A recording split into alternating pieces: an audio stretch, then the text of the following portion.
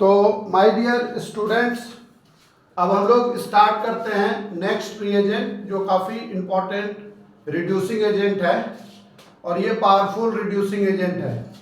ये है role of HI and red phosphorus. जैसा कि हम लोग एक सिस्टमेटिक वे में चल रहे हैं, जो आपका पूरा एक प्लान मैंने दिया है फर्स्ट लेक्चर पे नीट के बेसिस पे। तो हमने role of conc H2SO4, role of Grignard reagent, role of alkali, role of lithium aluminium hydride, role of conc ये KMnO4, ये सब हमने डिस्कस किया था। तो ये सिक्स्थ हम लोग का रिएजेंट है, that is role of HI and red phosphorus. So it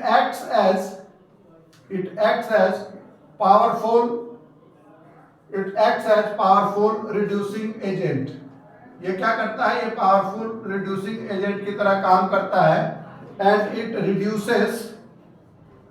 reduces the following compounds, or it reduces the following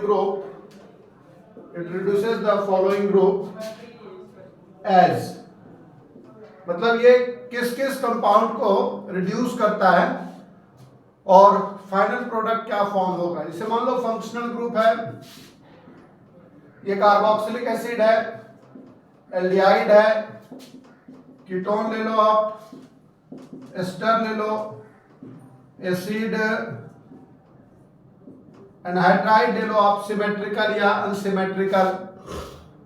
उसके बाद हम लोग इसमें ले सकते हैं अल्कोहल, इसमें हम लोग ले सकते हैं ईथर, सिमेट्रिकल और अनसिमेट्रिकल ईथर। तो ये HI क्या करता है? HI जैसे हम लोगों ने देखा था लिथियम एल्युमिनियम हाइड्राइड के केस में कि लिथियम एल्युमिनियम हाइड्राइड जो है वो बहुत ही पावरफुल रिड्यूसिंग एजेंट नहीं है। इट कैनॉट और may not remove all the oxygen atom, like when we used lithium aluminum hydride in case of carboxylic acid, so we got primary alcohol or the corresponding alcohol। लेकिन ये जो HI है ये काफी powerful reducing agent है। तो ये क्या करता है कि यदि आप इसमें HI यूज करोगे, और ये हम लोग रेड फास्फोरस के प्रेजेंस में करते हैं ताकि फर्दर रिएक्शन ना हो, तो ये आपका डायरेक्ट एल्केन में कन्वर्ट हो जाता है। मतलब इट रिप्लेसेस और it removes all the oxygen atom present in organic compound. तो देखो, मैं इसमें आपको बैलेंस्ड इक्वेशन नहीं लिख रहा हूं क्योंकि ये जो हमारा सीरीज है ये स्पेशली नीट के लिए फोकस्ड है। तो हम इसमें बहुत ही बेसिक मीन्स की जो बैलेंसिंग ऑफ इक्वेशन वगैरह है वो मैं इसमें नहीं कंसीडर कर रहा हूँ। वो जो मैं एक नॉर्मल सीरीज स्टार्ट करूंगा 11th-12th के लिए, 11th प्लस नीट या 12th प्लस नीट, तो उसमें एक एक काफ़ी बारीकी चीज़ों को समझाएंगे। इसमें मैं आपको ये मैं मान के चलता हूँ कि 11th-12th का बहुत कुछ नहीं, लेकिन सिंपल छोटी छोटी चीज़ें आपको आता है या नहीं भी आता है तो उससे आपको कोई फर्क नहीं पड़ेगा, क्योंकि बैलेंसिंग इक्वेशन नीट में नहीं पूछता। तो इसीलिए यहाँ हम लोग क्या कर रहे हैं कि सिंपली ये जो कार्बोक्सिलिक एसिड है, तो carboxylic acid is converted into alkane, ये एल्केन में कन्वर्ट हो जाता है। So it removes all the oxygen atom, ये दोनों ऑक्सीजन एटम रिमूव कर देगा। उसी तरीके से यदि आप एल्डिहाइड का रिडक्शन करते हो आप HI एंड रेड फास्फोरस के प्रेजेंस में, तो इससे भी एल्केन ही बनेगा। एसिड में 2 ऑक्सीजन था तो दोनों ऑक्सीजन रिमूव हो गया, एल्डिहाइड में 1 ऑक्सीजन है तो 1 ऑक्सीजन रिमूव हुआ। अब इसे कीटोन है, ये जो ग्रुप हम ले रहे हैं ये कीटोन है। कीटोन में जैसे आपको पता है कि C डबल बॉन्ड हो, कार्बोनिल ग्रुप के दोनों साइड अल्काइल ग्रुप है, ये सेम हो सकता है या डिफरेंट हो सकता है। तो जैसा आपको पता है कि ऑर्गेनिक केमिस्ट्री में मेन हम फोकस करते हैं किस पे? फंक्शनल ग्रुप पे। ये जो है RCH2R- बन जाएगा और रिएक्शन तो HI एंड रेड फास्फोरस के साथ हो रहा है। अब इसे यहाँ आप एस्टर लेते हो, तो एस्टर के प्रेजेंस में भी ये जो प्रोडक्ट है ये RCH2R बनता है, एल्केन ही बनता है इसमें, क्योंकि ये क्या करेगा, ये सारे ऑक्सीजन को रिमूव कर देता है। अब जैसे ये एसिड एनहाइड्राइड है, तो एसिड एनहाइड्राइड के केस में जब हम इसका HIN रेड फास्फोरस के साथ रिडक्शन करते हैं तो यहाँ जो एसिड का पार्ट है, एनहाइड्राइड का जो पार्ट है, ये बेसिकली दो पार्ट में ब्रेक हो जाता है। एक बनेगा RCH3 और एक बनेगा R-CH3 में। तो इसमें भी क्या हो रहा है, एल्केन का फॉर्मेशन हो रहा है। ये जो फंक्शनल ग्रुप है आपका, ये एसिड एनहाइड्राइड है। उसके बाद यदि हम अल्कोहल का रिएक्शन करते हैं HIN रेड फास्फोरस में, तो इसमें RH बनता है, एल्केन बनता है। देखो ऑक्सीडेशन या रिडक्शन में जो ओरिजिनल कंपाउंड है उससे number of carbon increase decrease नहीं होगा, नंबर ऑफ कार्बन तो सेम ही रहेगा। चूंकि ये प्रोसेस रिडक्शन है तो ऑक्सीजन रिमूव हो रहा है और उसके जगह पे सारे हाइड्रोजन अटैच हो रहे हैं। और यदि हम ईथर यूज करते हैं तो ईथर के केस में भी यदि हम HIN रेड फास्फोरस लेते हैं, ये RH प्लस R-H बना देता है ना। तो इस तरीके से आपको ये देखना है कि ये जो HI है ईथर के केस में ये क्या करता है, इसको RH और R-H में कन्वर्ट करता है। क्योंकि जब हम HI और रेड फास्फोरस यूज कर रहे हैं तो इसका मतलब है कि जो HI है वो एक्सेस में है, या जो इसका एक्सट्रीम कंडीशन है, मतलब हॉट एंड कंसंट्रेटेड। जैसे यहाँ हमने कहीं स्पेसिफाई नहीं किया, इसलिए ये जो HI है वो पावरफुल रिड्यूसिंग एजेंट है और इस तरीके से इसमें प्रोडक्ट का फॉर्मेशन होता है। तो हमने क्या देखा कि जो भी ग्रुप इसमें प्रेजेंट है ये क्या करता है, एल्डिहाइड को या कीटोन को या कार्बोक्सिलिक एसिड को, मतलब जहां भी ऑक्सीजन प्रेजेंट है वहां से ये ऑक्सीजन को रिमूव करता है। अब देखो जब हम HI डिस्कस कर रहे हैं तो आपको एक रिएक्शन में बताता हूं, जैसे ग्लूकोज है, ये आपका बायोमोलिक्यूल में रिएक्शन दिया हुआ है। जैसे कि ग्लूकोज होता है CHOH 4 टाइम्स CH2OH, ये ग्लूकोज का मॉलिक्यूलर फॉर्मूला है। और इसका रिएक्शन यदि हम HIN रेड फास्फोरस के साथ करते हैं तो इसमें आप देख रहे हो कि एक एल्डिहाइड ग्रुप है और 4 सेकेंडरी अल्कोहल ग्रुप है और एक प्राइमरी अल्कोहल ग्रुप है। तो एक एल्डिहाइड ग्रुप है और ये 5 अल्कोहल ग्रुप है। तो HIN रेड फास्फोरस के प्रेजेंस में ये C6H14 में कन्वर्ट हो जाता है। टोटल ऑक्सीजन कितना है, 1 + 4 5 + 1 6। या ये तो मैंने मेन प्रोडक्ट डायरेक्ट प्रोडक्ट है, यदि आप समझ सकते हो इसको, तो ये CH3 में कन्वर्ट होता है, ये CH2 4 टाइम्स है और ये CH3, क्योंकि ये ऑक्सीजन सारे ऑक्सीजन इससे हट जाते हैं। तो जैसे कि मेरा ये पर्पस है, टारगेट है कि जो नीट का पेपर है उसको काफ़ी सिंप्लीफाइड वे में मैं आपको डिस्कस कर सकूं ताकि चीज़ें बिल्कुल आसान हो जाए। तो जब भी आप किसी रिएक्शन में देखोगे कि अच्छा इसका रिएक्शन HIN रेड फास्फोरस के साथ है तो आपको बेसिक प्रिंसिपल अप्लाई करना है। अब जैसे यदि हम देखें तो जो पर्टिकुलर फंक्शनल ग्रुप है आपके सिलेबस में, वो ईथर में HI का काफ़ी यूज हुआ है। और जैसा कि मैंने एनालिसिस किया है कि ईथर चैप्टर जो है वो लीस्ट रिएक्टिव ऑर्गेनिक कंपाउंड है और ईथर चैप्टर से नीट में यदि क्वेश्चन पूछा जाता है तो 2 ही क्वेश्चन होता है। एक इसका मेथड ऑफ प्रिपरेशन जो विलियमसन सिंथेसिस ऑफ ईथर है, तो उसको मैं नेमिंग रिएक्शन के समय डिस्कस करूंगा, और दूसरा केमिकल रिएक्शन है ईथर का HI के साथ। तो HI के साथ जो ईथर का रिएक्शन है अलग अलग केस में है, उसको मैं डिस्कस कर देता हूं ताकि आपका HI का पूरा जो पोर्शन है वो कवर हो जाएगा। तो अब जैसे देखो, आपको ये पता है कि ईथर, जैसे मान लो ये हम ले लेते हैं अनसिमेट्रिकल ईथर। अनसिमेट्रिकल ईथर उसको कहते हैं जिसमें ऑक्सीजन के दोनों साइड एल्काइल ग्रुप डिफरेंट है, या इसी को हम मिक्स्ड ईथर कहते हैं। तो इसका रिएक्शन यदि HI के साथ करते हैं हम लोग, ये हॉट एंड कॉन्सेंट्रेटेड यदि है, या कई बार इसको हॉट एंड कॉन्सेंट्रेटेड नहीं लिख के एक्सेस लिखा जाता है। तो यदि ये एक्सेस है तो फिर ये C2H5I प्लस CS3I बन जाता है। ये पार्ट इसमें और ये पार्ट इसमें रिड्यूस हो गया। अब यदि हम आगे इसका रिएक्शन फिर HI के साथ कर देंगे तो फिर एल्केन बन जाएगा। अब जैसे सपोज ये CS3O(C2H5) है, मतलब यही कंपाउंड सेम कंपाउंड है, इसका नाम आपको पता है, ये मिथॉक्सी इथेन है, क्योंकि ईथर के केस में आईयूपैक नेम कैसे लिखते हैं हम लोग, तो ये जो स्मॉलर अल्काइल ग्रुप है, मैं आईयूपैक नेम जो काफी इंपॉर्टेंट लग रहा है वो मैं साथ साथ डिस्कस कर देता हूं।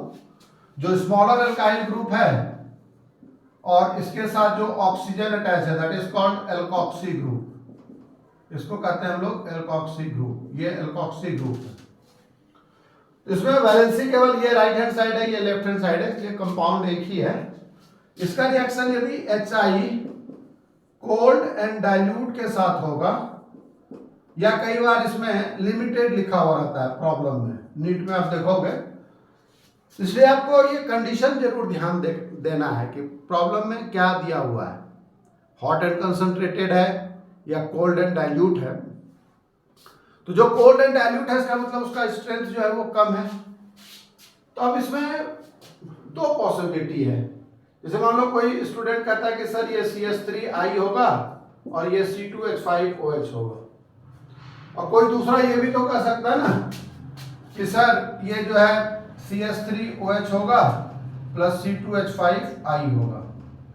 तो इसमें मैं आपको एक टेक्निक केवल बता देता हूँ, ट्रिक्स बता देता हूँ कि जब ये स्ट्रेट चेन होगा तो जो स्मॉलर अल्काइल ग्रुप है उसके साथ आप आयोडीन लिख देना, और जो बड़ा ग्रुप है अल्काइल ग्रुप है उसके साथ OH group, OH product form करना। तो चॉइस में यही करेक्ट चॉइस होगा। अब इसमें ये कोल्ड एंड डाइल्यूट के साथ ये प्रॉब्लम है। जैसे यदि ये हॉट एंड कंसंट्रेटेड होगा तो finally it is converted into iodide, तो उसमें तो कोई प्रॉब्लम है ही नहीं। अब इसे मैं एक एग्जांपल लेता हूं, जैसे सेकेंडरी का केस है, ये CS3C C2H5HO CS3 plus HI, ये कोल्ड एंड डाइल्यूट है। जैसा कि मैंने आपको बताया कि यदि ये हॉट एंड कंसंट्रेटेड होगा तो वो तो फाइनली सारे आयोडाइड में ही कन्वर्ट हो जाएगा। इसलिए एग्जाम में आप ये ध्यान देना, 99% केस में कोल्ड एंड डाइल्यूट ही नीट के एग्जाम में पूछता है। तो ये जो है, ये जो कार्बन है जिससे ईथर ग्रुप अटैच है, ये सेकेंडरी कार्बन है। यदि ये सेकेंडरी कार्बन है तो इसमें अल्कोहल वाला पार्ट होता है और ये CS3I बनता है।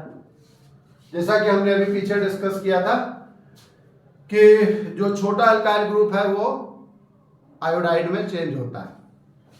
लेकिन आप एक चीज ये याद रखना, ये काफी इंपॉर्टेंट रिएक्शन है। यदि ये CS3C CS3O C2H5 है या CS कुछ भी है, मतलब अल्काइल ग्रुप है, ये यदि कोल्ड एंड डाइल्यूट के साथ रिएक्ट करता है, तो जब ये कोल्ड एंड डाइल्यूट के साथ रिएक्ट करेगा, ये जो ईथर ग्रुप है जिससे ये कार्बन अटैच है, इस कार्बन का नेचर क्या है, ये टर्शियरी कार्बन है। तो टर्शियरी कार्बन, तो उस केस में आप ये ध्यान रखना कि ये जो टर्शियरी है that is converted into iodide, और प्लस ये C2H5OH बनता है। इसमें जस्ट अपोजिट हो जाएगा। देखो मैं भी आपको टिप्स बता रहा हूँ, ट्रिक्स बता रहा हूँ कि आंसर कैसे सॉल्व हो जाएगा। इसके मैकेनिज्म में अभी नहीं जाना है। जैसे मैंने आपको बताया कि मैं जब रिएक्शन मैकेनिज्म स्टार्ट करूंगा तो उसमें सारे मैकेनिज्म को मैं डिटेल में डिस्कस करूंगा। तो जो स्टूडेंट उसके मतलब डेप्थ में जाके मैकेनिज्म को समझना चाहता है तो वो तो मैं डिस्कस करूंगा ही। ये मैं एक ट्रिक्स बता रहा हूं आपको कि कम से कम एफर्ट लगा के आपको क्या करना है, प्रॉब्लम सॉल्व करना है। अल्टीमेटली हम लोग का गोल क्या है कि ज्यादा से ज्यादा प्रॉब्लम कम से कम एफर्ट में कैसे सॉल्व कर सकते हैं। तो ये हो गया। अब मान लो इसमें यदि बेंजीन रिंग होता है तो क्या करेंगे। जैसे सपोज ये इसमें OCH3 अटैच है और इसका reaction HI cold and dilute के साथ हो रहा है। तो इसका रिएक्शन जैसे कोल्ड एंड डाइल्यूट के साथ होता है तो देखो जैसे ये बॉन्ड है और ये बॉन्ड है, दो जगह से क्लीवेज हो सकता है बॉन्ड का। ये बॉन्ड आपको पता है कि ये रेजोनेंस स्टेबलाइज स्ट्रक्चर है, बेंजीन रिंग है। ये ऑक्सीजन इससे काफी क्लोजली मतलब पाई बॉन्ड कैरेक्टर के साथ मतलब ये इस तरीके से अटैच है। ये बॉन्ड ज्यादा स्ट्रांग है और कोल्ड एंड डाइल्यूट का स्ट्रेंथ इतना नहीं है कि इस बॉन्ड को ब्रेक कर सके। तो जो हमारा प्रोडक्ट बनेगा उसमें O के साथ H अटैच होगा और CH3I ये प्रोडक्ट फॉर्म होगा। तो हमने role of HI and red phosphorus को कंप्लीटली डिस्कस कर लिया है। अब नेक्स्ट जो हम लोग के सीरीज में जो हम लोग का लिस्ट है जो हम लोगों ने प्लान कर रखा है उसमें नेक्स्ट रिएजेंट है हमारा रोल ऑफ ओजोन। ये रोल ऑफ ओजोन जो है role of ozone O3 generally हम लोग क्या कहते हैं इसको, generally it is ozonolysis.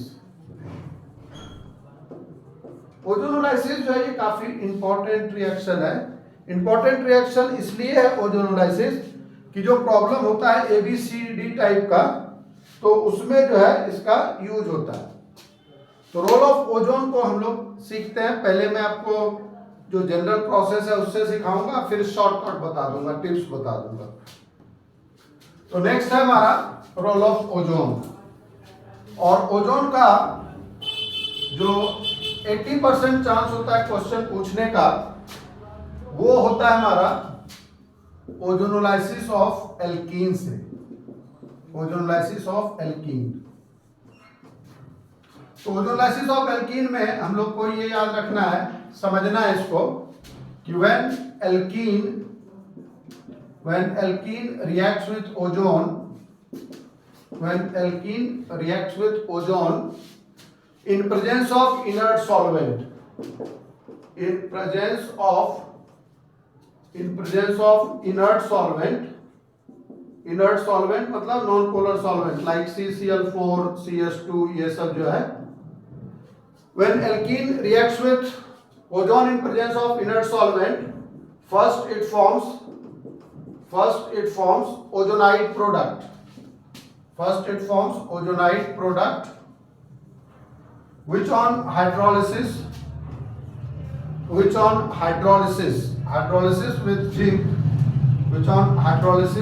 zinc gives carbonyl group containing product. Carbonyl group containing product. अब इसे मान लो यहाँ ये आपका एल्कीन है, तो एल्कीन का जब आप रिएक्शन करोगे ओजोन के साथ O3 के साथ और ये रिएक्शन CH2 या CCl4 इनर्ट मीडियम में करते हैं तो ये जो डबल बॉन्ड है ये डबल बॉन्ड ब्रेक हो जाता है। ये डबल बॉन्ड ब्रेक होता है तो यहाँ से ओजोन जो है वो अटैच हो जाएगा। ओजोन में ऑक्सीजन का 3 एटम है। यहाँ देख लो कार्बन के बीच ये जो 2 कार्बन है इस 2 कार्बन के बीच कोई बॉन्ड नहीं है, डायरेक्ट बॉन्ड नहीं है। ये ऑक्सीजन से अटैच है, ये भी ऑक्सीजन से अटैच है। इसको हम लोग कहते हैं मोनो ओजोनाइड प्रोडक्ट। और इसका जब हम लोग हाइड्रोलिसिस करते हैं H2O एंड जिंक के प्रेजेंस में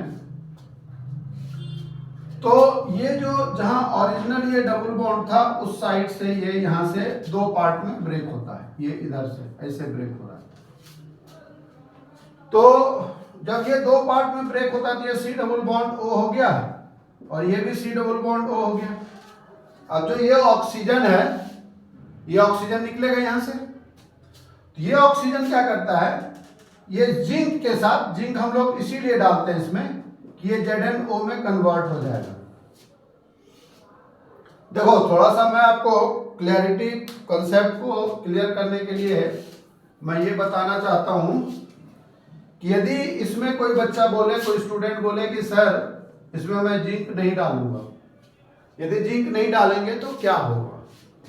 कोई बात नहीं, देखते हैं। जिंक यदि नहीं डालते हैं तो ये C डबल बॉन्ड O और ये C डबल बॉन्ड O में कन्वर्ट होता है।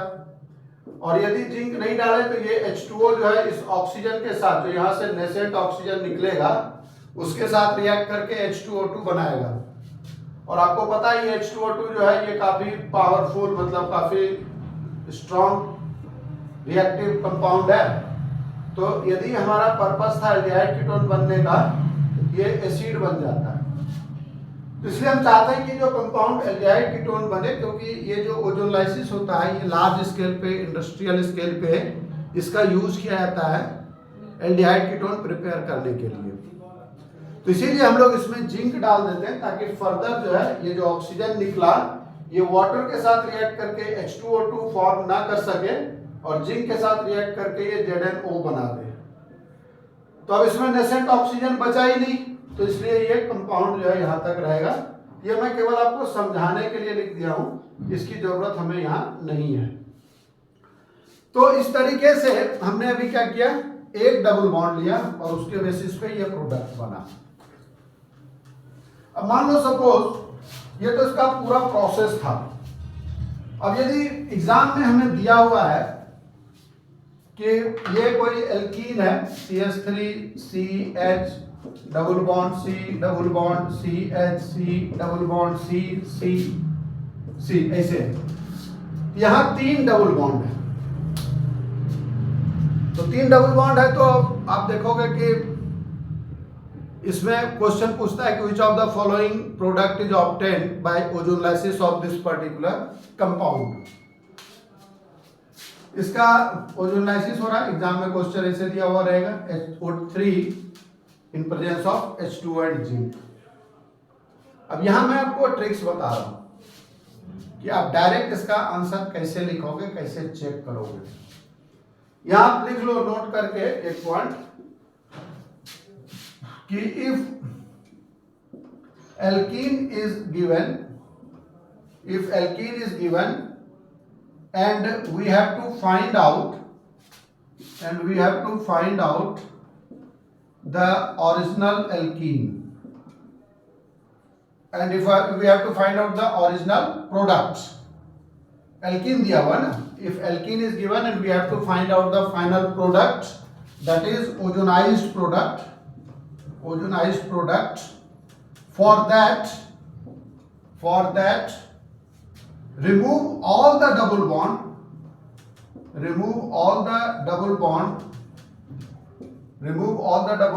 with plus sign, and both side of double bonded carbon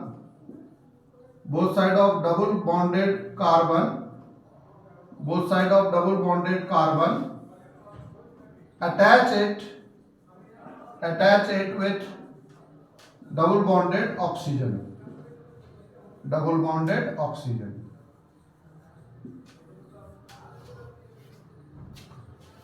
यहां मैंने क्या लिखा, if alkene is given and we have to find out the original product, that is ozonized product, for that remove all the double bond, जितना भी double bond है उसको आप remove कर दो। देखो मैं यहां इसको रिमूव कर रहा हूं, जितना डबल बॉन्ड है वहां मैंने क्या किया, प्लस साइन लिख दिया। प्लस साइन का मतलब ये इंडिकेट कर रहा है कि इसके दोनों साइड डबल बॉन्ड है, double bond with plus sign and both side of double bonded carbon. जैसे ये डबल बॉन्ड था तो इसके चलते C डबल बॉन्ड हुआ with double bonded sign with plus sign and both side of double bonded carbon attach it with double bonded oxygen। जैसे ये है, यहां भी डबल बॉन्ड O लिख दो आप। ये डबल बॉन्ड क्यों लिख रहे हैं हम, क्योंकि हमने ये डबल बॉन्डेड कार्बन को हटाया है और यहां प्लस साइन लिखा है, और फिर इधर भी होगा डबल बॉन्ड हो, क्योंकि प्लस साइन का मतलब क्या है, कार्बन कार्बन के बीच डबल बॉन्ड है। तो इस तरह से ये आपका फाइनल आंसर आ गया। नहीं, मैंने क्या किया, जो मैंने क्वेश्चन लिखा था आपको समझाने के लिए मैंने क्या किया कि जहां जहां डबल बॉन्ड था तो उस डबल बॉन्ड को हमने हटा दिया। अब मान लो कोई दूसरा कंपाउंड लेते हैं, जैसे मान लो आप एक क्या करो, होमवर्क ले लो इसको, CH3 डबल बॉन्ड C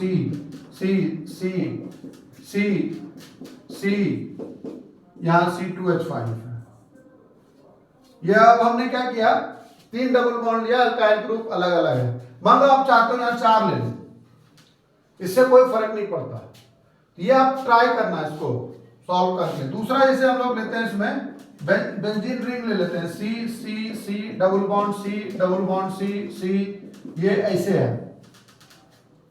ये 2 आपका होमवर्क है, एक मैंने डिस्कस किया, 2 होमवर्क दिया, एक और जो है मैं आपको सॉल्व करके दिखाता हूं कोई दूसरा प्रॉब्लम। जैसे इसमें है 1 2, यहां मान लो C है, ये C double bond C double bond C ऐसे। ये एल्कीन दिया हुआ है, आपको एग्जाम में ऐसे दिया होगा O3 फॉलोड बाय हाइड्रोलिसिस। तो ये दोनों आपका होमवर्क है, यदि आप चेक कर लेना, नहीं तो हमको जो है कमेंट्स में आप आंसर भेज सकते हो, या आपको कोई डाउट यदि है तो आप हमसे पूछ सकते हो कमेंट पे, तो मैं आपको बता दूंगा इसका आंसर। अब इसे मैं इसका आंसर बता रहा हूं आपको। तो हमने क्या सीखा कि भाई ये क्वेश्चन है, मैं इसी पे आंसर लिख रहा हूं। ये बेनिफिट है, जैसे ऑनलाइन का 2 बेनिफिट है, एक तो ये हम ऑफलाइन की तरह इसको ट्रीट कर रहे हैं समझने के लिए, और दूसरा आप इसको जूम करके और क्वेश्चन को देख सकते हो, आंसर चेक कर सकते हो इसको। अब ये आप इसको प्लस साइन लिखो, ये डबल बॉन्ड O हुआ, फिर ये डबल बॉन्ड हटाएंगे, ये डबल बॉन्ड O हुआ, फिर ये डबल बॉन्ड हटाएंगे, इसके दोनों साइड डबल बॉन्ड O हुआ। तो ये जो कंपाउंड है ये ओजोनाइज्ड प्रोडक्ट बन रहा है। ये CO2 है क्योंकि इसके दोनों साइड डबल बॉन्ड है। अच्छा, ये C डबल बॉन्ड O, ये इसका कॉमन नेम होता है ग्लाइक्सल, GLYXAL, ये होता है ग्लाइक्सल। ये इसी का आईयूपैक नेम होता है इथेन 1,2-डाइल। और ये तो आपको पता ही है, 3 कार्बन है तो प्रोपेनल है, एल्डिहाइड है, क्योंकि ऑर्गेनिक केमिस्ट्री में आपको पता है कि यदि कार्बन की 4 वैलेंसी पहले से अटैच नहीं है, इसका मतलब वो अंडरस्टूड है कि उसके साथ हमेशा जो रिमेनिंग वैलेंसी है वो हाइड्रोजन ही अटैच होगा। ये बिल्कुल अंडरस्टूड है। तो ये प्रोपेनल है, और यहां नंबरिंग कैसे करोगे आप, ये नंबरिंग यहां से होगा 1 2 3, इसको कहेंगे 2 मिथाइल प्रोपेनल। अब नीट में क्या करता है, क्वेश्चन को पलट देता है।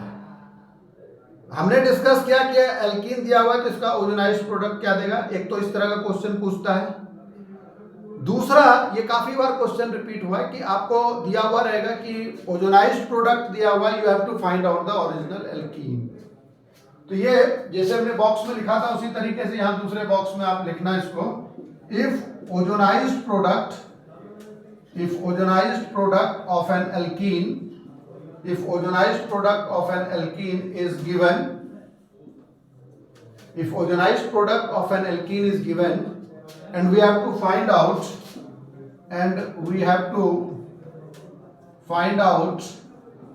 the original alkene.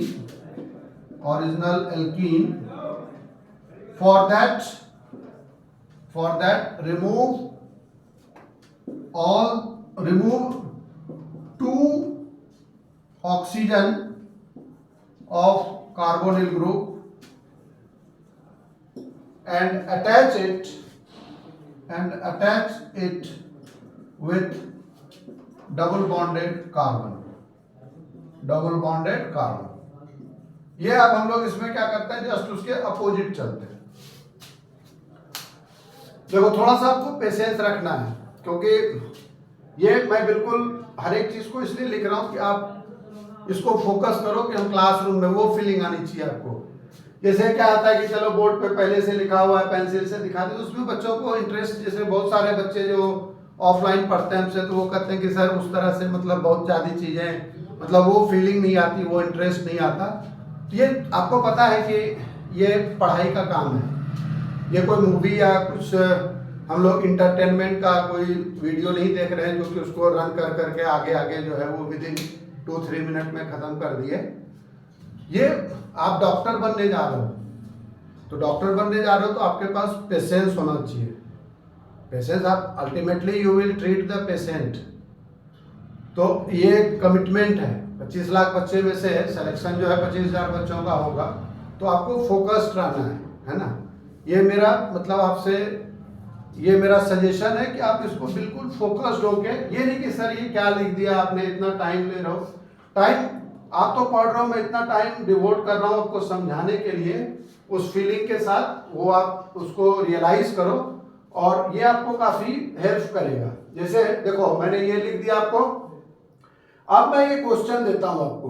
क्वेश्चन क्या दिया हुआ आपको, ऐसे क्वेश्चन दिया हुआ रहेगा। जैसे मान लो ये प्रॉब्लम एज इट इज इस तरह से पूछता है कि which of the following alkene is obtained, जैसे क्वेश्चन दिया हुआ है कि which of the following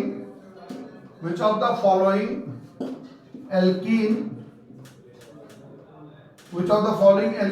is possible which on ozonolysis gives a mixture of 2-methyl propanol, CO2, carbon dioxide, glyxal and propanal. 4 product आपको दिया हुआ है। ऑफ कोर्स 4 चॉइस आपको दिया हुआ रहेगा, मैं यहाँ चॉइस नहीं दे रहा हूं, मैं आपको समझा रहा हूं। अभी जो हमने प्रॉब्लम एल्कीन का सॉल्व किया था उसी को मैंने सेम यहाँ ले लिया। तो जैसा कि मैंने आपको बताया कि ये जो 2-मिथाइल प्रोपेनल है, ये स्ट्रक्चर है हमारा 2-मिथाइल प्रोपेनल का। ये CO2 है, यहां हमने CO2 लिख दिया। ये ग्लाइक्सल है, तो ग्लाइक्सल C double bond O H लिख दिया, और ये प्रोपेनल है। तो 4 चॉइस है। अब देखो आपको करना क्या है, आपको पता है कि C डबल बॉन्ड O इसमें प्रोडक्ट फॉर्म होता है जब हम ओजोनलाइसिस करते हैं।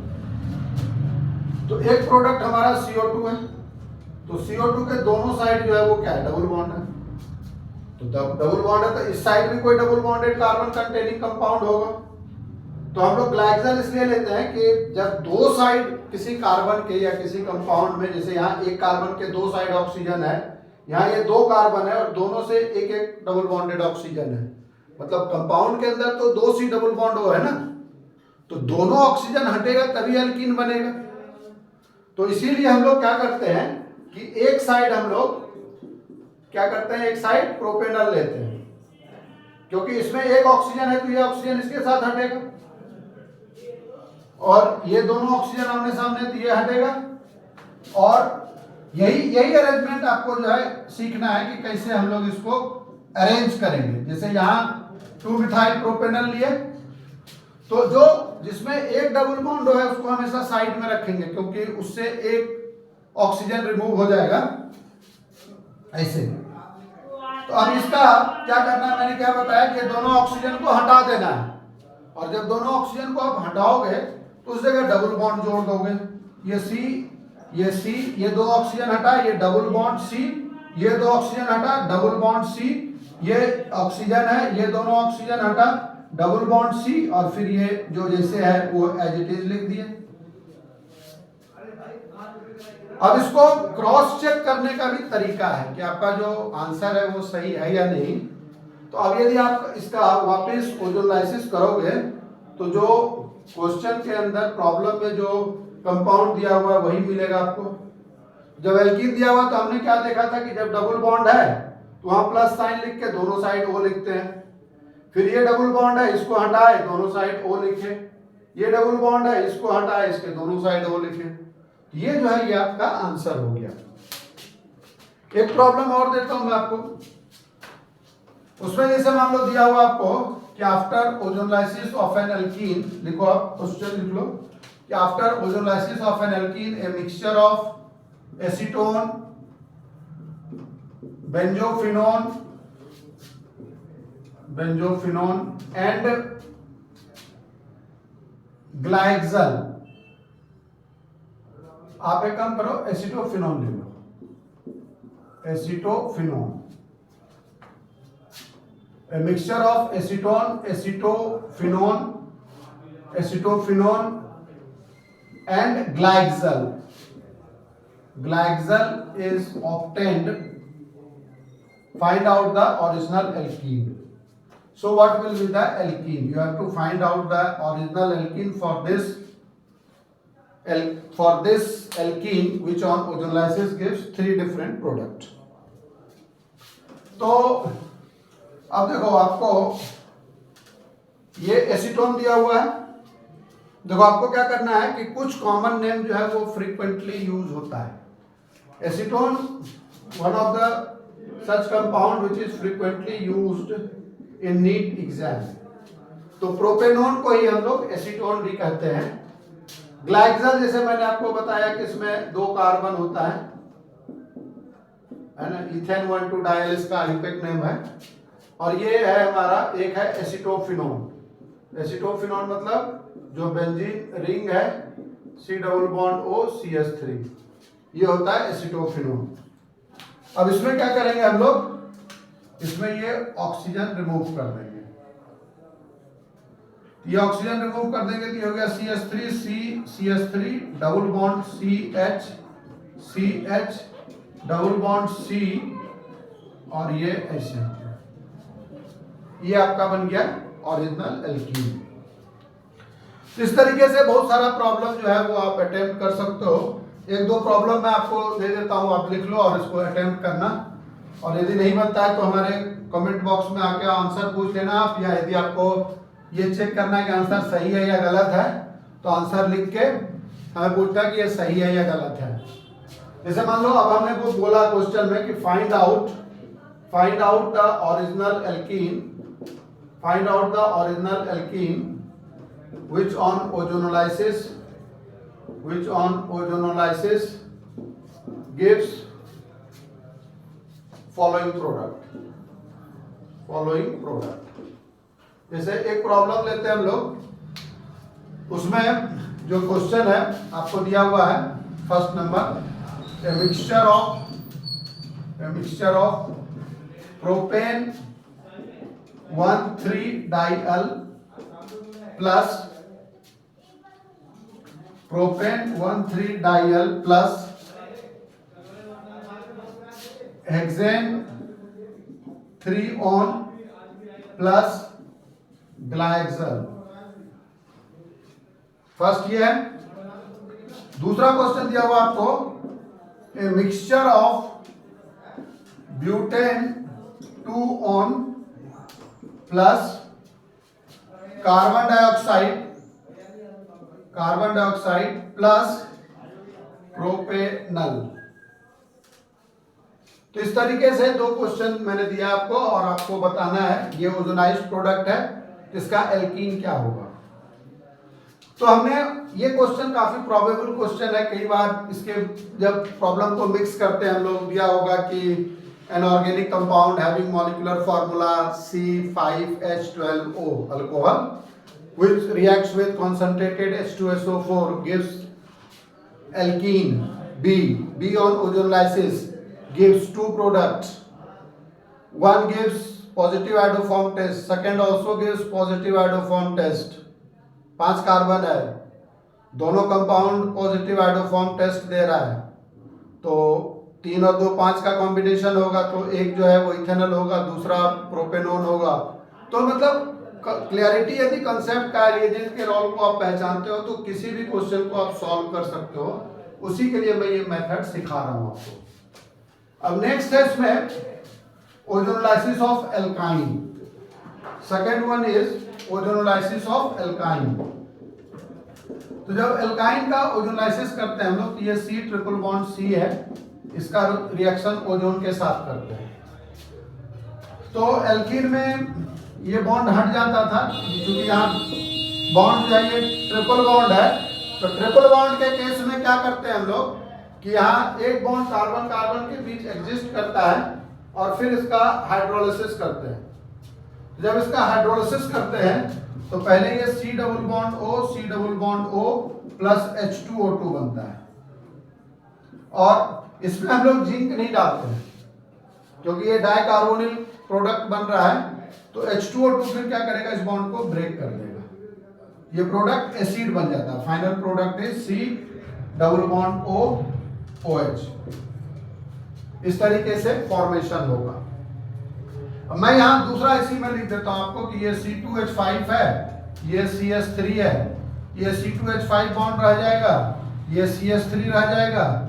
ये केवल वैलेंसी, देखो ऑर्गेनिक केमिस्ट्री का जो थंब रूल है, मतलब जो मोस्ट इंपॉर्टेंट रूल है, वो आपको फंक्शनल ग्रुप पे फोकस करना है। तो फंक्शनल ग्रुप को यदि हम फोकस कर रहे हैं, ये CS3 ग्रुप है, यहाँ ये C2H5 रहेगा और यहाँ ये CS3 ग्रुप रहेगा। ये COH ग्रुप एसिड में फॉर्म होता है।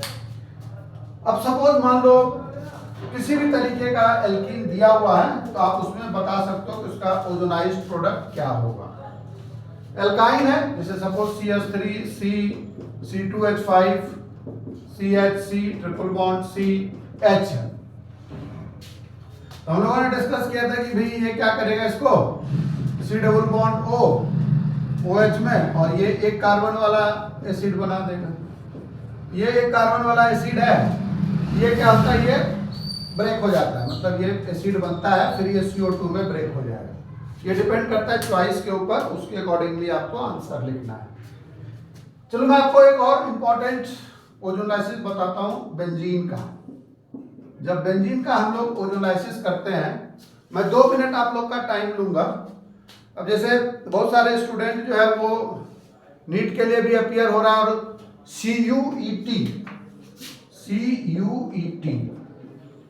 आपको पता है, ये कॉमन यूनिवर्सिटी एंट्रेंस टेस्ट, ये जो है ये आजकल काफी पॉपुलर एग्जाम है। पॉपुलर एग्जाम ये इसलिए है कि ऑल ओवर इंडिया में जो 47 सेंट्रल यूनिवर्सिटी है, जो डायरेक्ट सेंट्रल गवर्नमेंट UGC के द्वारा कंट्रोल होता है, जैसे दिल्ली यूनिवर्सिटी आता है, BHU आता है, ये सब अलीगढ़ मुस्लिम यूनिवर्सिटी है, तो जो मतलब काफी पुराने JNU हुआ। तो सेंट्रल यूनिवर्सिटी में जो अंडर ग्रेजुएट का कोर्स है, जो 12th के बाद एग्जाम देते हैं, जैसे ये 2022 में फर्स्ट एग्जाम हुआ था, तो उस समय करीब 9.5 lakh student, 9.5 lakh student appear हुए थे। क्योंकि इसका फायदा क्या है कि आप ऑल ओवर इंडिया में उसका जो क्राइटेरिया है उसको मैं डिटेल में बताऊंगा, अभी मैं थोड़ा सा 2 मिनट का टाइम आपसे ले रहा हूं। तो CUET में यदि आप केमिस्ट्री ऑप्शन रखते हो, वो चेक कर लेना आपके किस यूनिवर्सिटी में एडमिशन के लिए क्या क्राइटेरिया है, वो मैं इसे एक लेक्चर में बताऊंगा अलग से। तो केमिस्ट्री के लिए मैं भी काफ़ी रिसर्च कर रहा हूँ, क्योंकि बहुत सारे स्टूडेंट ने मुझे बोला, और इंस्टीट्यूट में भी कुछ जगह बोला है कि सर ये कोर्स आप CUET के लिए भी पढ़ा दो। तो मैं कोई भी काम क्या करता हूँ, पहले पूरा रिसर्च करता हूँ, उसका जो 2 साल का पैटर्न है, और इस साल जो एग्जाम हो रहा है, ये काफी इंपॉर्टेंट पॉइंट बता रहा हूं मैं आपको। जैसे जो सिलेबस है 12th क्लास का सिलेबस, 12th क्लास का सिलेबस केवल आता है CUET में। तो जो पहले NCERT का सिलेबस था, मतलब 16 चैप्टर, तो इस साल वो 16 चैप्टर आ रहा है, लेकिन बोर्ड में केवल 10 चैप्टर था, 6 चैप्टर जो है डिलीट हो गया था। तो इस बार उन्होंने CUET ने ये चेंज नहीं किया है, तो मैं उसका एक सीरीज अलग से बनाऊंगा, ताकि देखो केमिस्ट्री तो मैं किसी भी लेवल का किसी भी पर्पस के लिए पढ़ाता हूं मैं, लेकिन कॉम्पिटिटिव एग्जाम के लिए काफी फोकस डिफरेंट अप्रोच से बताते हैं, ताकि स्टूडेंट को, क्योंकि देखो कोई भी काम करो आप तो पूरी ईमानदारी से करो, जो भी काम करो। मेरा जो अपना फिलॉसफी है कि जो भी काम करते हैं पूरी ईमानदारी से करते हैं। तो यदि आप फोकस करोगे 2 महीने में, तो केमिस्ट्री में आपका जैसे 40 क्वेश्चंस होता है, 50 में से 40 क्वेश्चंस आपको आंसर करना है, तो उसमें आपको ये काफी क्वेश्चन नंबर ऑफ क्वेश्चन 45 से 45 है ना। 45 में 40 क्वेश्चन अटेम्प्ट करना है, 5 मार्क्स ईच होता है और -1 नेगेटिव मार्क्स होता है। तो मैं केमिस्ट्री के लिए एक सीरीज बनाऊंगा, लेकिन अभी नहीं, 10 दिन के बाद मैं ये डालना शुरू करूंगा, क्योंकि 9 तारीख को 9th को बोर्ड का मैथ्स का पेपर है, 19th को बायो का पेपर है। नीट का एक स्पेशल सीरीज में डाल रहा हूँ जो कि आप लोगों के लिए काफ़ी यूजफुल है। और सेकेंड ऑप्शन, यदि कोई बच्चा चाहता है बैक ऑफ द माइंड की सपोज बहुत अच्छा रिजल्ट नहीं होता है तो हम किसी बहुत अच्छे कॉलेज में, DU में या JNU में या और अलग अलग, और इसमें क्या होता है कि आप सेंट्रल यूनिवर्सिटी के अलावे जितने भी प्राइवेट यूनिवर्सिटी भी है या स्टेट यूनिवर्सिटी है वहाँ भी इसके बेसिस पे एडमिशन होता है। तो ये वहाँ कंपलसरी नहीं है, लेकिन उसके मार्क्स को वो डिनाई भी नहीं कर सकते। तो मैं ये डालूंगा काफ़ी डिटेल में, मतलब आपको पूरा ऐसा लगेगा कि जो कम से कम पढ़ाई करके कम से कम एफर्ट लगा के मैक्सिमम प्रॉब्लम सॉल्व कर सकते हैं, तो वो मैं डालूंगा आप लोगों के लिए। तो अभी हम लोग ये डिस्कस कर रहे थे, देखो ये मैंने 2-3-4 मिनट जो भी लिया तो वो आपके इंफॉर्मेशन के लिए कि हम लोग, क्योंकि अब जब हम स्टूडेंट के साथ जुड़ गए तो मुझे लगता है कि जितना बेस्ट से बेस्ट हम आपको आउटपुट दे सकें, है ना। अब बहुत दिन मैंने पढ़ा लिया, 24-25 ईयर्स पढ़ा लिया, तो अब चाहता हूँ कि चलो जितना मैक्सिमम स्टूडेंट को बेनिफिट हो सके हमारे एक्सपीरियंस से और जो मैंने सीखा है वो बच्चों को सिखा सकूँ मैं। तो अब देखो ये जो बेंजीन है, बेंजीन का जब आप रिएक्शन करते हो तो यहाँ 3 डबल बॉन्ड है। एक डबल बॉन्ड ब्रेक हुआ तो ये ओजोन अटैच हो गया, दूसरा डबल बॉन्ड अटैच हुआ, ये ऐसे भी लिख सकते हो आप इधर ऐसे, यहाँ ये ओजोन ऐसे अटैच हुआ, और तीसरा डबल बॉन्ड जब ब्रेक हुआ तो ये ऐसे ओजोन अटैच हुआ। फिर जब इसका हम लोग हाइड्रोलाइसिस करेंगे तो ये 3 पार्ट में, तो CHO का 3 मॉलिक्यूल बनता है, इसको हम लोग कहते हैं ग्लाइकोजल। अब मान लो बेंजीन में, अब ये हम लोग मेसिटिलीन ले लेते हैं फॉर एग्जांपल। बेंजीन के बदले कॉमन नेम काफी यूज होता है नीट में। नीट क्या है कि उसमें आपको एक तो कॉन्सेप्ट पता होना ही चाहिए, जितना ज्यादा आपको ट्रिक्स टेक्निक्स पता होगा वो काफी सपोर्ट करेगा, लेकिन कुछ चीज जो है वो रटना ही रटना, जैसे अब कॉमन नेम है। अब ये जिस बच्चे को पता है कि ये मेसिटिलीन है, अब एक सिंपल सा एग्जांपल से बताता हूं मैं आपको। बहुत पहले नीट में, मतलब उस समय AIPMT होता था, क्वेश्चन आया था कि when amyl alcohol reacts with PCl5 what will be the product. अब इससे ज्यादा इजी कोई क्वेश्चन हो नहीं सकता, ये तो 11th क्लास का बच्चा भी बता देता है, 12th का बच्चा तो ऑब्वियसली बता ही देगा। अब यहाँ नाम दिया हुआ है अमाइल अल्कोहल, अब लो अब क्या करोगे आप। अब अमाइल अल्कोहल किसी को यदि नहीं पता कि पेंटाइल अल्कोहल को, नॉर्मल पेंटाइल अल्कोहल को या पेंटेन 1 को अमाइल अल्कोहल कहते हैं, तो क्या आंसर लिखेगा। इसीलिए कॉमन नेम जो है वो कुछ कुछ आप लोग साथ साथ याद करते चलो। मैं भी जहां जरूरत जो जो कंपाउंड आएगा, इसलिए मैं उस तरह का कंपाउंड भी सेलेक्ट करता हूं जो कि कॉमन नेम यूज होता है और उस तरह का क्वेश्चन नीट में पूछता है। तो इसका जब आप ओजोनलाइसिस करोगे तो आप देखो जो बेंजीन था, तो बेंजीन में एक हाइड्रोजन हटा के यहाँ 3 जगह CH3 लिए, तो इसमें क्या करते हैं हम लोग, जैसे मान लो सपोज एक इधर टूटा, दूसरा ये ब्रेक हुआ, तीसरा ये क्लीवेज हुआ, तो इसी में एक H के बदले मैं ये CH3 लिख देता हूं, ये आंसर हो गया ना। यही तो आपको सीखना है, जैसे ये CH3 है भाई, यहाँ CH3 है, यहाँ CH3 है, तो ये हो गया हमारा ओजोनोलाइसिस। अब नेक्स्ट हम लोग का जो रोल है वो रोल है हमारा role of HNO2, role of HNO2 nitrous acid, role of HNO2। मैं कोशिश कर रहा हूं, जैसा कि मैंने फर्स्ट चैप्टर में, बार बार आप फर्स्ट चैप्टर को, मतलब जो फर्स्ट लेक्चर है उसको रेफर करना कि एक एक रिएजेंट जो काफी इंपॉर्टेंट है, फिर 2 रिएजेंट जैसे मैंने पिछले लेक्चर में लिया था, lithium aluminium hydride and KMnO4। तीसरे में जैसे मैंने बोला था कि 3 रिएजेंट के बेसिस पे कोई एक क्वेश्चन पूछता है। फिर इसके बाद जब मैं डिस्कस करूंगा तो 4 रिएजेंट को एक साथ लूंगा और लास्ट में 5 रिएजेंट को एक साथ लेंगे। क्योंकि देखो हमेशा नीट में जो क्वेश्चन होता है वो 60 to 65% क्वेश्चन जो है वो इजी होता है, रेगुलर क्वेश्चन होता है।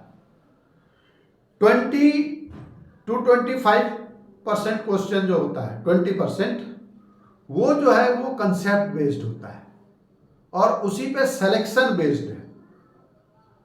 क्योंकि 60 to 65 क्वेश्चन नॉर्मल क्वेश्चन इसलिए दिया जाता है कि हर एक बच्चा अटेम्प्ट कर सके। अब मान लो कोई क्वेश्चन है तो फिर 25 लाख बच्चे अपियर फिर कैसे होंगे जब कोई क्वेश्चन ही वही नहीं बना पाएगा। तो ये जो 20% है इसी पे सिलेक्शन बेस्ड है। और जो 10 से 15% क्वेश्चन हर एक साल देखते हो आप, 4-5 क्वेश्चन हमेशा लगता है कि ये नया आ गया कुछ, तो वो एनालिटिकल क्वेश्चन होता है, वो रैंकिंग के लिए बनाया जाता है कि अब जैसे रैंक भी तो बनाना है उनको, एनटीए को, नेशनल टेस्टिंग एजेंसी जो है, तो वो क्वेश्चन काफी साइंटिफिक होता है। तो मैं अभी क्या फोकस कर रहा हूं, मैं अभी आपको जो कॉमन और प्लस जो कंसेप्चुअल है ना, एनालिटिकल पार्ट अभी नहीं, वो जो मैकेनिज्म में आएगा तब वो सब आएगा, ताकि आप सेलेक्ट हो सको, वहां तक मैं आपको वो ट्रिक्स दे रहा हूं। तो अब हम लोग ये डिस्कस कर रहे हैं रोल ऑफ HNO2, क्योंकि जब मैं 1-2 लेक्चर के बाद रोल ऑफ रिएजेंट कंप्लीट कर लेंगे तो फिर 20-25 क्वेश्चन इस टाइप का मैं सेलेक्ट किया हूं ताकि वहां आपको ये सब सारे कंसेप्ट जो है वो क्लियर हो सके और वो प्रीवियस ईयर का क्वेश्चन होगा। बिल्कुल हम लोग को जो क्वेश्चन का पैटर्न है, क्योंकि नीट वाले का एक सेट स्टैंडर्ड है, अब बच्चे को क्या करना है, यहां से यहां तक पहुंचना है, या जो यहां से नीचे है यहां तक पहुंचना है। सिलेक्शन कैसे होगा ये स्ट्रेटजी पे डिपेंड करता है। यदि आप लोग परमिशन दो तो मैं आपको 2 मिनट का और ट्रिक्स बताता हूं। जैसे मान लो ये सिलेक्शन है आपका नीट का, यहां तक हमें पहुंचना है। अब मान लो आपका यहाँ है बायो, मतलब बॉटनी प्लस जूलॉजी, यहाँ आपका केमिस्ट्री और यहाँ है फिजिक्स। तो जो साल भर से प्रिपेयर कर रहा है उसके लिए स्ट्रेटजी अलग है, उसके लिए कि भाई जो सबसे कम वीक सब्जेक्ट है उसको पहले आप लेवल पे लो, फिर दूसरे को लो, फिर तीसरे को लो। लेकिन अभी जो हमारे पास ऑलमोस्ट मार्च अप्रैल 2 महीने का टाइम है, तो उसमें आप क्या करो, केमिस्ट्री हमेशा सिलेक्शन देगा, सिलेक्शन आपको केमिस्ट्री देगा, क्योंकि नीट के स्टूडेंट का, बायो के स्टूडेंट का, बायो तो अच्छा होता ही है, तभी तो वो मतलब एक जज्बा रहता है उसके अंदर, जुनून होता है कि नहीं हम नीट कर जाएंगे, सेलेक्ट कर जाएंगे, बायोलॉजी अच्छा होता है। केमिस्ट्री में आपको ये आपको सेलेक्ट कराता है, और फिजिक्स जो है वो आपको रैंकिंग देता है ना। फिजिक्स में हमेशा, ये मेरा अपना व्यू है, मेरा अपना ओपिनियन है, हो सकता है अलग अलग टीचर का, अलग अलग जो ट्यूटर हैं उनका अलग ओपिनियन हो, लेकिन मेरा जो अपना मानना है कि देखो फिजिक्स में आप 20 से 25 क्वेश्चन को टारगेट करो जो इजी है ना।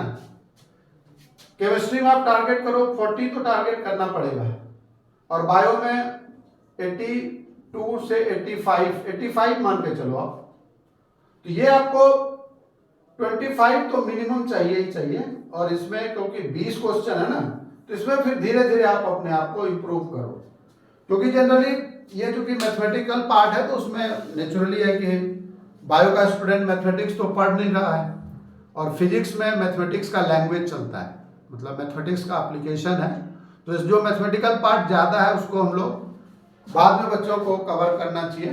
तो ये मेरा अपना ओपिनियन है। तो केमिस्ट्री जो है वो आप उसमें 42 तक भी पहुंच सकते हो आप, ये नहीं कि बिल्कुल आप इसको जितना आप जो टॉपिक आपको इजी लग रहा है उसमें धीरे धीरे एफर्ट लगाते हैं हम लोग।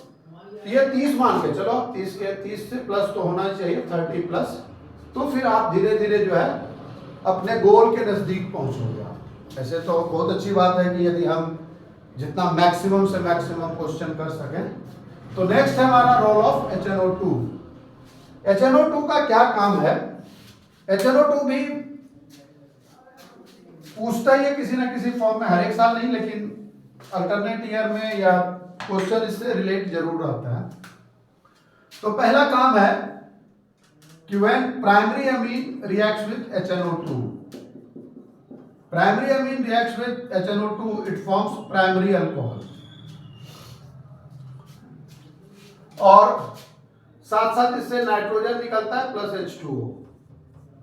कई बार क्वेश्चन में दिया हुआ रहता है कि when 1 mole of alcohol reacts with HNO2 and it gives 22.4 litre of nitrogen, और नाइट्रोजन का वॉल्यूम दिया हुआ रहेगा, उसके बेसिस पे फिर हम अल्कोहल का मोलर मास वगैरह निकालते हैं। क्योंकि 1 मोल अमीन जो है, रिएक्शन को हम ऐसे समझ सकते हैं RNH2, और जैसे ऐसे लिख लो इसको आप, RNH2 है और इसका रिएक्शन हम HNO2 के साथ करते हैं, तो HNO2 को मैं ऐसे लिख रहा हूं।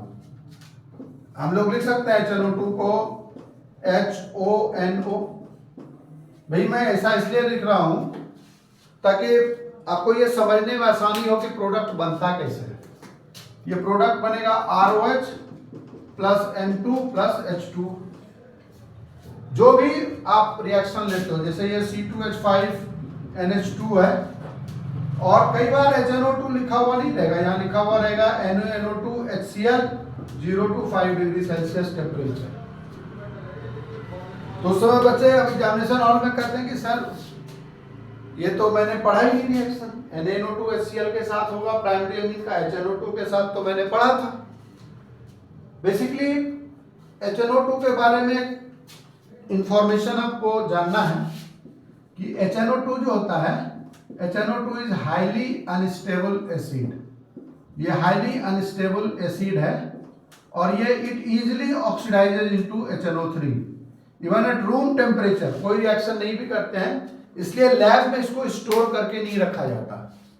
जिस समय कोई रिएक्शन हमें करना है तो उस समय हम लोग सोडियम या पोटासियम नाइट्राइड के साथ कोई भी मिनरल एसिड, जिसको इनऑर्गेनिक एसिड है, आइस कोल्ड वाटर पे रिएक्शन करते हैं। नॉर्मल टेम्परेचर पे भी नहीं करते, क्योंकि ऑक्सीजन है तो उसके साथ रिएक्ट करके ये HNO3 में कन्वर्ट हो जाएगा। तो HNO2 को डायरेक्ट नहीं देके प्रॉब्लम में ये भी दिया रहता है। यहाँ सेम इसका मतलब है कि NaNO2 plus HCl means NaCl इससे रिमूव हो जाता है और HNO2 के साथ रिएक्शन हो रहा है। तो यहाँ ये रिएक्शन आप लिख लोगे, ये प्रोडक्ट बनेगा C2H5OH plus N2 plus H2। तो आपको ये याद रखना है कि प्राइमरी एलिफेटिक अमीन, प्राइमरी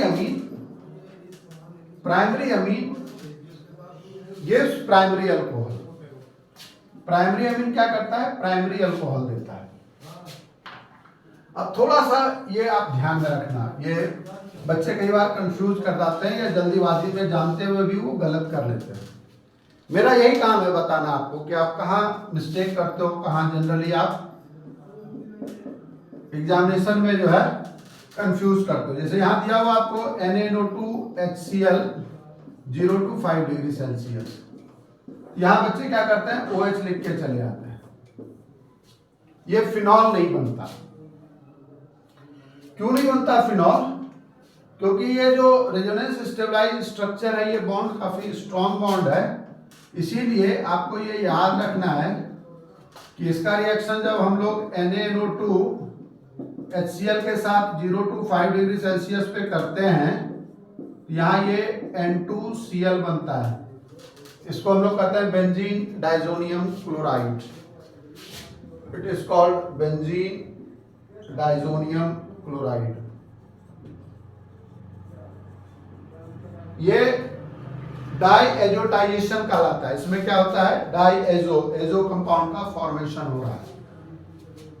लेकिन यदि ये रिएक्शन ऐसे है CH2 CH2 NH2 और इसका रिएक्शन आप करते हो HNO2 के साथ, तो ये फिर देखो ये प्राइमरी अमीन है, ये तो इसके साथ अटैच है, इसमें तो पाई बॉन्ड कैरेक्टर है ही नहीं। So you will get CH2 CH2 N, यहाँ ये OH हो जाएगा, फिर N2 और HCl रिमूव हो जाएगा। तो इस तरीके से प्राइमरी अमीन क्या करता है? Primary amine gives primary alcohol. अब सेकेंडरी अल्कोहल क्या करेगा? सॉरी, सेकेंडरी अमीन क्या करेगा? सेकेंडरी अमीन क्या सेकेंडरी अल्कोहल बनाएगा? ये चीज आपको देखना है। अब ये R2NH है और इसका रिएक्शन जब हम लोग HNO2 के साथ करते हैं तो HNO2 को मैं ऐसे लिख रहा हूं HONO। यहां से ये वाटर रिमूव होता है। तो आपको ये याद रखना है कि secondary amine forms nitroso compound. Nitroso compound, और प्लस यहां से H2O रिमूव। तो ये प्राइमरी, सेकेंडरी और टर्शियरी अमीन को हम लोग डिस्टिंग्विश कर सकते हैं HNO2 के रिएक्शन के बेसिस पे। तो ये जैसे मान लो आपको C2H5 ट्वाइस NH है, इसका रिएक्शन यदि HNO2 के साथ करते हैं हम लोग, तो जैसा कि मैंने आपको बताया कि इसको लिखने का तरीका यदि हम चेंज कर लेते हैं तो प्रोडक्ट दिखाने में हमें आसानी होती है, याद रखने में, या रिएक्शन को डायरेक्ट प्रोडक्ट में तो NHNO प्लस H2O रिमूव होगा।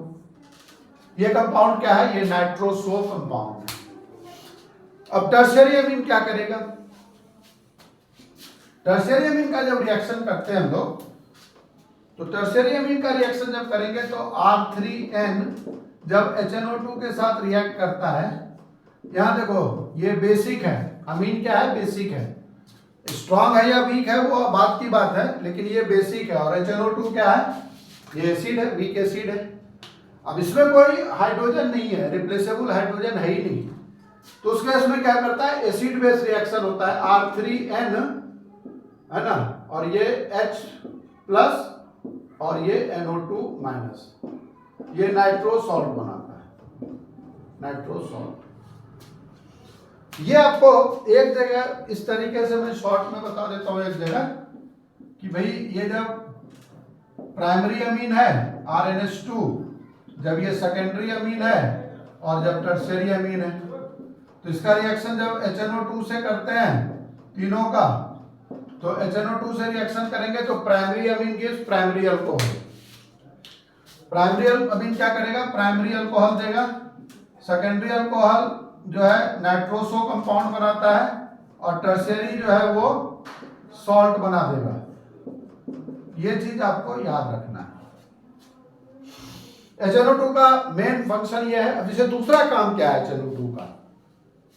HNO2 सेकेंड है कि when HNO2 reacts with acid amide, when acid amide reacts with HNO2, it forms carboxylic acid.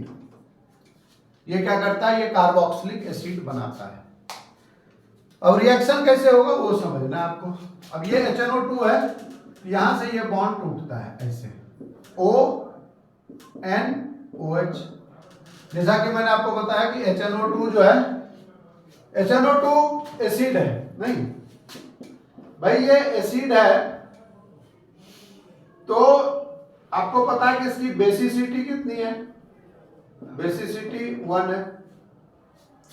Basicity कहते हैं किसको है? जो रिप्लेसेबल हाइड्रोजन होता है उसको बेसिसिटी कहते हैं। अब रिमूव हो रहा है H प्लस, मतलब ये एसिडिक है नेचर में, कहते हैं बेसिसिटी। बेसिसिटी क्यों टर्म यूज करते हैं? क्योंकि जो H प्लस रिप्लेस होता है वो H प्लस OH का H रिप्लेस होता है, इसलिए हम इसको कहते हैं बेसिसिटी। ये मैं काफी डिटेल में आपको बताऊंगा इक्विलिब्रियम चैप्टर में। मेन हम लोग को क्या करना है कि जो चीज कहीं बुक में लिखा हुआ नहीं है, एक्सप्लेनेशन नहीं है, जिसके जो कंसेप्ट के बेसिस पे प्रॉब्लम फ्रेम किया जाता है, क्लैरिटी ऑफ कंसेप्ट जरूरी है। आउट ऑफ 45 प्रॉब्लम्स जो है नीट में 38 to 40 प्रॉब्लम्स जो है वो कॉन्सेप्ट के बेस पे उसका रिपीटेशन होता है। क्वेश्चन रिपीट नहीं होगा लेकिन कॉन्सेप्ट रिपीट होगा। कॉन्सेप्ट से ज्यादा तो किसी को नहीं पता है ना। अब ये बात है कि जब क्लैरिटी ऑफ कॉन्सेप्ट होगी तभी प्रॉब्लम सॉल्व होगा। रट के हम लोग ज्यादा से ज्यादा प्रॉब्लम सॉल्व नहीं कर सकते। तो मैं यहाँ क्या समझा रहा था आपको कि ये HNO2 है, इसकी बेसिसिटी 1 है, तो बेसिसिटी 1 है तो ब्रेक तो ये यहां से होगा क्योंकि H यहां से रिप्लेस होता है और इसीलिए ये RCOH बन गया और फिर यहां से नाइट्रोजन N2 गैस और H2O जो है वो रिमूव होता है। तो ये आपको देखना है कि जब अमाइड रिएक्ट करता है तो उससे एसिड बनता है। अब जब बात हम लोग HNO2 का कर रहे हैं तो थर्ड जो है इसका रिएक्शन होता है फिनॉल के साथ। वो काफी इंपॉर्टेंट रिएक्शन है। जैसे आपको पता है कि नीट पॉइंट ऑफ व्यू से जो एरोमेटिक कंपाउंड है वो फिनॉल और एनिलीन, ये बहुत ही इंपॉर्टेंट है। जनरली एरोमेटिक से, जनरली कहने का मतलब है मेरा 60 to 70% चांस है कि एक प्रॉब्लम फिनॉल या एनिलीन से होता ही होता है। तो इसलिए मैं HNO2 के इस पार्ट को, जब फिनॉल के साथ रिएक्शन होता है तो उसको मैं यहाँ कवर कर देता हूँ आपको कि फिनॉल का रिएक्शन यदि हम HNO2 से करेंगे तो फिनॉल के साथ ये जो प्रोडक्ट बनता है ये बनता है पारा नाइट्रोसोफिनॉल। इट फॉर्म्स पारा नाइट्रोसोफिनॉल। तो पारा नाइट्रोसोफिनॉल का फॉर्मेशन होता है। अब चूंकि हम HNO2 को डिस्कस कर रहे हैं तो मैं एक रिएक्शन और बता देता हूं आपको फिनॉल का कि जब HNO3 फिनॉल के साथ डाइल्यूट HNO3 के साथ रिएक्ट होगा तो इसमें क्या होता है, ऑर्थो नाइट्रोफिनॉल एंड पारा नाइट्रोफिनॉल का फॉर्मेशन होता है यदि ये डाइल्यूट है तब। और यदि एग्जाम में दे दिया कि इसका नाइट्रेशन करते हैं, नाइट्रेशन करेंगे तो क्या होगा, अब जब हम इसका नाइट्रेशन करते हैं मतलब रिएक्शन जो है conc HNO3 plus conc H2SO4 के साथ होता है, नाइट्रेटिंग मिक्सचर के साथ। तो जब नाइट्रेटिंग मिक्सचर के साथ रिएक्शन होगा तो यहाँ ये ट्राई सब्स्टिट्यूटेड प्रोडक्ट बनाता है NO2 NO2 NO2। It forms 2,4,6 try nitrophenol. It forms 2,4,6 try nitrophenol. इसी को हम लोग कहते हैं पिक्रिक एसिड। Picric acid.